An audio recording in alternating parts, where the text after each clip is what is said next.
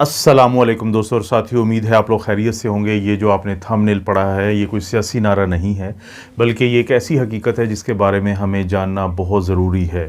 क्योंकि डर और खौफ इंसानों में बीमारियों के मुतालिक उस वक़्त पैदा होता है जब उनके पास इल्म कम होता है, और यही वो डर और खौफ है जिसके आप ग़ुलाम बनते हैं और ग़ुलाम बन के आप डर जाते हैं।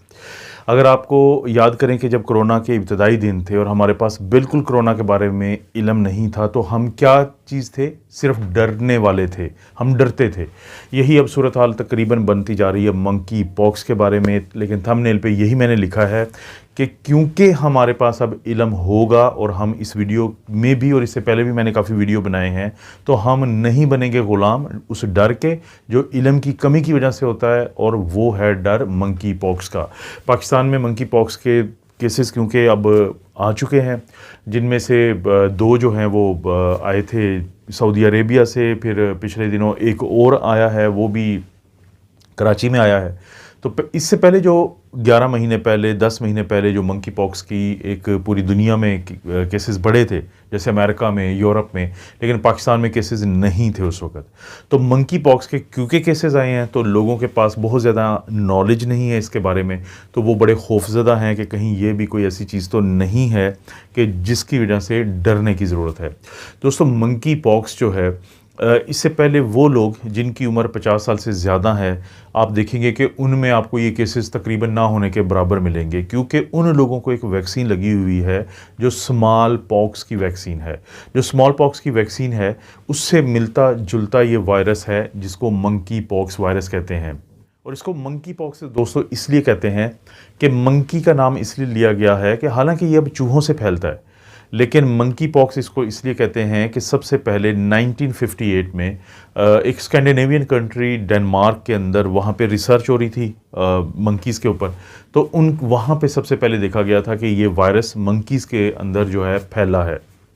तो जिसके बाद इसको नाम दिया गया था, क्योंकि ये स्मॉल पॉक्स से मिलता जुलता है, इसकी अलामात भी स्मॉल पॉक्स से मिलती जुलती हैं, तो इसको नाम दिया गया था मंकी पॉक्स का। लेकिन आजकल जो ये फैलता है, एक तो ज़ाहिर है कि इंसानों से इंसानों में फैल रहा है, और दूसरी बात ये है कि जो चूहे होते हैं, रोडेंट्स होते हैं, ये उनसे भी फैलता है।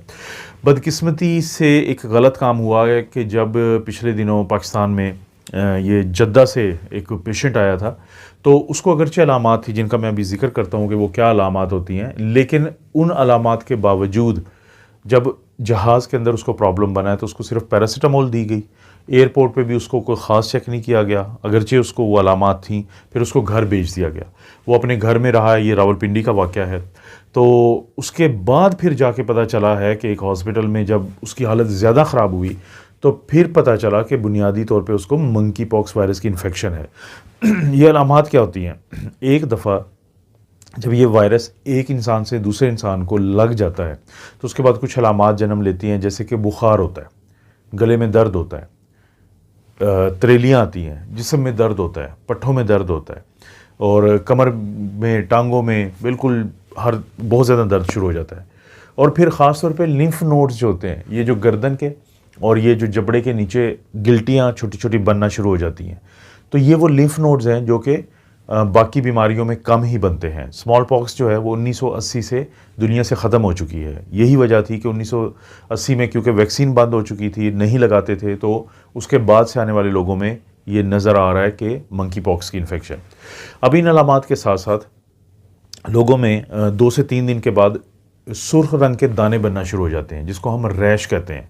अब ये रैश आमतौर पे लोगों को चेहरे से शुरू होता है, फिर पूरे जिस्म में फैलता जाता है। ये ख़ास तौर पे जो हमारे हाथ हैं उनकी तलियों पे, और इसी तरह से जो हमारे पाँव हैं उनके नीचे के हिस्से पे ज़्यादा बनता है।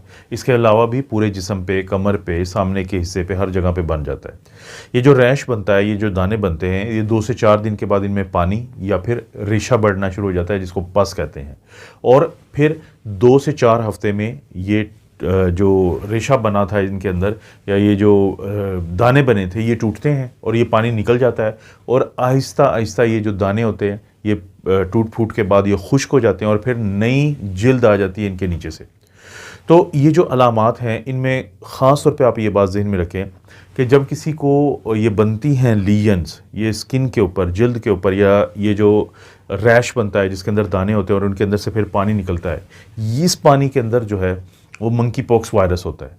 यही वजह है कि जो फैलने की सबसे बड़ी वजह है वो एक शख्स जब किसी दूसरे शख्स को हाथ लगाएगा और किसी भी तरीके से उसके साथ राब्ते में आएगा। अब एक शख्स बीमार है, उसको ये रैश बना हुआ था, लेकिन उसने इस्तेमाल किया है टावल, उसने इस्तेमाल किया है एक तौलिया, वही टावल जो है फिर किसी और ने इस्तेमाल कर लिया, इस तरीके से भी फैलेगा। अब एक शख्स है जिसको मंकी पॉक्स वायरस हुआ है, वो जब लेटेगा बेड पे तो ये जो रेड किस्म के दाने बने हुए हैं, ये इनमें से जो पानी अगर वो बेड के कपड़े पे लगेगा और वहाँ पे आके बाद में कोई और लेट जाता है तो तब भी ये फैल सकता है इस तरीके से। तो ये वो मुख्तलिफ़ तरीके हैं। या फिर कोई शख्स ज़ोर ज़ोर से खांसी करता है और वो पानी जो है उसके अंदर अगर वायरस है और वो कोई करीब बैठा हुआ शख्स जो है वो उसको अपने अंदर ले जाता है तो तब भी ये फैलने के चांसेस होते हैं। लेकिन ज़्यादातर ये जिल्द के दानों से फैलता है एक से दूसरे इंसान में। तो अलामात यही वजह है कि किसी को भी ये अलामात होंगी तो उसको आपने आइसोलेट करना है। कब तक आइसोलेट करना ज़रूरी होता है? जब तक वो वायरस फैलाने की सलाहियत उसके अंदर ख़त्म ना हो जाए। वो कब ख़त्म होती है? जब जो दाने बने थे वो पहले टूटेंगे, उनमें से पानी निकल जाएगा, फिर उसके बाद स्कैब बनेगा, वो जो सख्त किस्म का एक ऊपर बन जाता है। फिर नई जब जिल्द आ जाएगी, जैसे ही नई जिल्द आएगी तो ये शख्स जो है ये फिर वायरस आगे नहीं फैला पाएगा। और जब नहीं फैला पाएगा तो आप आइसोलेशन ख़त्म कर देंगे। 1 से 2 हफ़्ते इसमें लगते हैं या 2 से 3 हफ़्ते लगते हैं। तो तशख़ीस कैसे की जाती है? जैसे हम PCR टेस्ट करते थे, नाक या गले में से हम लेते थे मवाद, तो कोरोना में तो इसमें जो लियन होती है, जो जिल्द पे रैश बना होता है, तो वहाँ से मवाद लिया जाता है और उसका फिर हम PCR करवाते हैं। ये एक DNA वायरस है, जो कोरोना था वो RNA वायरस है।